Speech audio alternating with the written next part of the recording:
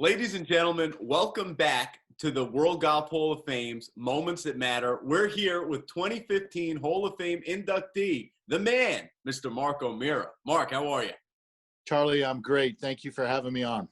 Hey, so we just got done watching our premiere episode of Moments That Matter. We're talking Ben Hogan, the iconic one-iron shot, the U.S. Open. What'd you think of the piece? I thought it was amazing. I just remember that day. God, it seems so long ago, 40 plus years ago, that I stood in front of Mr. Hogan in his office and turned professional in Fort Worth. And, I just had so much respect for the man growing up. I think when I was fortunate, my first set of clubs really were my mom's ladies clubs, but then I got a set of Hogan irons, and I always played his clubs and his equipment. And when I was fortunate to win the amateur in '79, I had a Hogan umbrella on the first tee in the finals against John Cook. And I think they saw that, I knew that. And so it was a perfect scenario. And I had so many fun memories of the times I got to spend with Ben Hogan.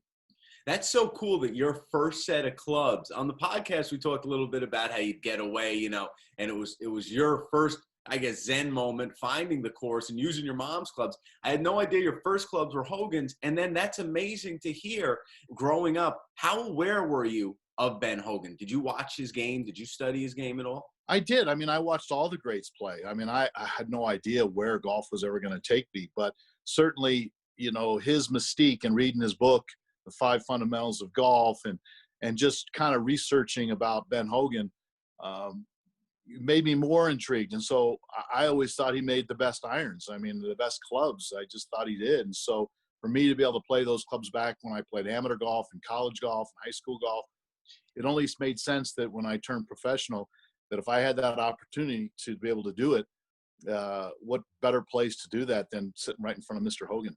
Absolutely. And how wild is that? I love hearing that story about you sitting in that office. When you have an idol across from you, you're turning pro. And now this is going to be a guy that helps shape your actual game. He took an investment in you that he rarely, if never, took in other golfers. How does that make you feel? Well, he did. It made a lot of pride. And I haven't really talked that much about it. I've talked a little bit about it, but to be able to, certainly I didn't play in his era. I never got to play with him. I watched him hit some balls. He obviously watched me hit balls. We had many chats sitting by the side of each other at dinners and things like that. And I remember back in, I guess I never really had an instructor, Charlie, when I got started. And I think it was in like 81, my first year on the PGA Tour. I played well, but I had no idea what I was doing. And then in 82, I struggled. So that's when I wrote a handwritten letter to Mr. Hogan asking him for help. And he responded. He called. So I just called him back, and we had the chat. And he never I never went down to Fort Worth and gave me a lesson or anything like that. But he did watch me hit balls at one time, as we've talked about before. And, I didn't get the result that I wanted to hear from Mr. Hogan after he watched me hit balls.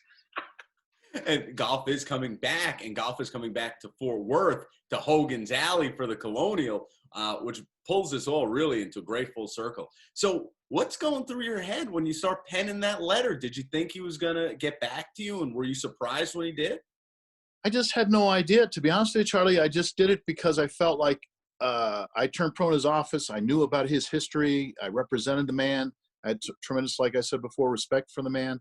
Yeah. So I felt like he was the guy I needed to reach out to. And it was nice that he did respond to me. So, look, nobody can fix your game one way or the other, but, Mr. Hogan certainly knew a lot about the game, and to be able to pick his brain once in a while really was a plus. Sure. That's the incredible cheat sheet right there to have in the back pocket. Yeah. Now, when we talk, you've always used Hogan clubs, Hogan irons. What was it like walking the factory floor of the Hogan production factory with the man?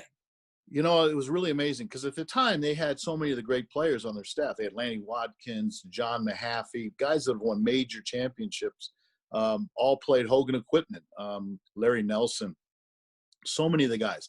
And Mr. Hogan always believed that he really didn't know that anybody was actually being sponsored or necessarily getting paid to play his equipment. He believed that the reason why the guys played his equipment was because he made the best stuff. And that's why they wanted to play his stuff. Right. And one time, I'll never forget, we were walking through the factory, go back because a set of irons was being made by a guy named Gene Sheely, who built all Hogan's clubs and built all the staff players' clubs. And Mr. Hogan and I were walking along in this little alleyway in the Hogan factory there in Fort Worth. And I asked him, I stopped him for a moment and I said, Mr. Hogan, I'm really curious. I said, if you put a ball down on the ground right now and you made a perfect golf swing for you, if you looked up, what would the ball be doing?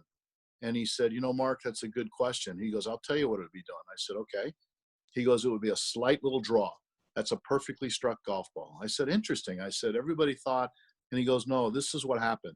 I went from an uncontrollable drawer to a controllable drawer that could fade it at any time from the inside. So he goes, when the ball's to the side of you and it's on the ground, you got to swing on an arc a little bit. And when you swing on an arc, the ball should have a slight curve from right to left. Do you Pretty consider cool. him? Do you consider him could you analyze the game a lot with him? Does he Right, take on the game? And do you take on the game? Do you look at it more as a scientist or an artist, the way that he looked at it? I think he was really, to be fair, Charlie, I think he was more of an artist because I asked him, he goes, Mark, when I got out there, I couldn't play a lick and I had to get off the tour and I had to learn how to play properly. So basically he said to me that he didn't have an instructor. He pieced that whole thing together. He said it was 100% basically mechanical, but he also was very artistic because he could move the ball. Back then, the ball was different. It curved more, and he learned to shape the ball both directions. So when people watched him hit balls in the range, they thought, oh, Mr. Hogan, he faded every shot. Not really. I mean, really a perfectly struck ball should be just a slight draw. And he could move the ball around. And that's what I think he was not only just, I mean, he's mentally so tough, Charlie, and he would never give up, as we saw in every aspect of his life. And the fact that he would be willing to put the time in, to change things and fix things. And then he said it was all mechanically put together, but it became natural for me. And the way I swung the golf club, he said, doesn't necessarily mean that's the way everybody else should swing the golf club. And it's interesting how over the years, everybody's wanted to try to model their teaching or their swing after Ben Hogan. So it's kind of cool. Yeah, and he had three factors of a champion, obviously. The heart, he had the gut, he had the stamina, and he lasted. So when you look at those photos that are in the Moments That Matter series, and you see that car balled up after he gets hit by the bus, what does it mean for you, a guy that, is a hero of yours, an advisor of yours? What did it mean to see him come back from that, build himself back to go on and win? Well, it's a unique individual that can do something like that, let's face it. I mean, his perseverance was unbelievable. His work ethic, tremendous. So those two things, the desire that he had to compete and play and win. I mean, he was a tough guy. I mean, he was the Hawk. And I remember a cool story that I really haven't talked a lot about with Mr. Hogan, regarding that one iron shot at Merion, that famous shot, because obviously we all seen that. It's in the hall there. I mean, he signed one of those pictures for me that I have in my office or my home.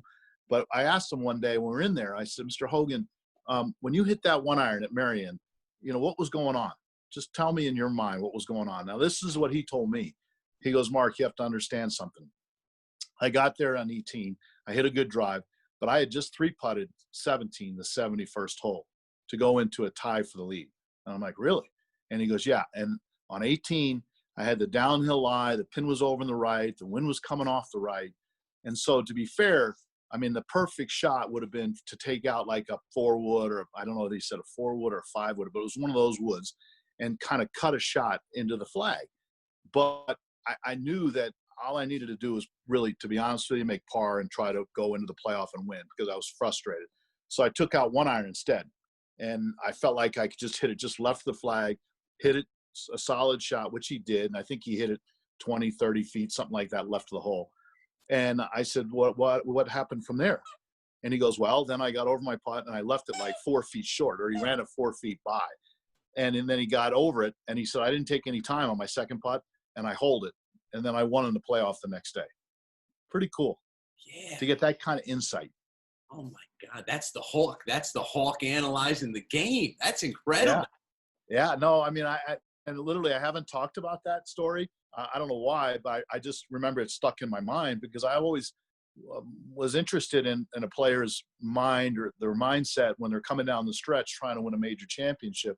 You know, what goes on their head, because everybody's nervous. I mean, he's nervous, I'm nervous, we're all nervous. But what else are they using in their mind to try to help them through that, besides the physical talent of making a good golf swing and hitting a good shot? And you hear Mr. Hogan, you know, tell that story that he was hot because he just three-putted the 71st hole to go into a tie for the championship of the U.S. Open that year, and then hitting that dramatic one-iron shot really where he wanted to hit another club instead, but he felt like he better just put it on the green and try to get his par to go into the playoff. And, you know, he just he got it done. I mean, you know, Charlie, he was an interesting man. He was very, very quiet. He was very reserved. I had, like I said, many Hogan dinners during Colonial at Fort Worth when we had the whole Hogan staff there, and a couple of times sitting between he and Valerie, his wife. You know, and he would tell me these different stories, which I know that he's done that with a few players. But I was very fortunate to have those opportunities. Yeah, I mean, those had to be very special dinners at the Colonial. And like you said, that relationship that you guys had, man, that's one of the coolest relationships here in the world of golf, because, I mean, you're a young guy when you come into his life, and it was special to see that bond and the interest that he took in you as a man and as a player. For sure. I mean, but a lot of the players took me under their wing. That's what was great about that generation. And, you know, whether it was Mr. Palmer or Mr. Nicklaus, you know, for players that I grew up idolizing, and obviously I grew up, my idol was Jack Nicklaus, because the dominant player of my young generation when I was watching golf. But in saying that, they all kind of seemed to help out. And the times to be able to spend with those legends, you know, certainly can help you learn and grow from that. Absolutely. And those are the moments that matter, right? Full circle. Absolutely. What do you tell folks who have not yet turned into the Moments That Matter series with what they're going to see there, that story about Mr. Hogan? Well, if you love golf, you know, and if you're a fan of golf, you know, how you could not want to watch the Moments That Matter and see some of the history that's transpired, some of the stuff that you've maybe never heard about before. I find it quite interesting, and why wouldn't you want to tune in? I mean, it's cool. It's really cool. I mean, it's something that everybody should take a moment and just learn a little bit and hear some different stories, especially from the players that have been, you know, there and have experienced it. They're, you know, members of the Hall of Fame. So, you know, you're missing out if you're not following. Yeah, that's for sure. Don't miss out, folks. Make sure that you become world champions too. Tune in. World Golf Hall of Fame, Moments That Matter, available on all platforms now. Mark, thank you so much. And are you ready for golf to return already? This is big right here. I am, Charlie. I'm excited for this week, and I wish all the players the best of luck. Absolutely. Well, good checking in with you, and we'll be seeing you here down the road soon. You got it, Charlie. All my best.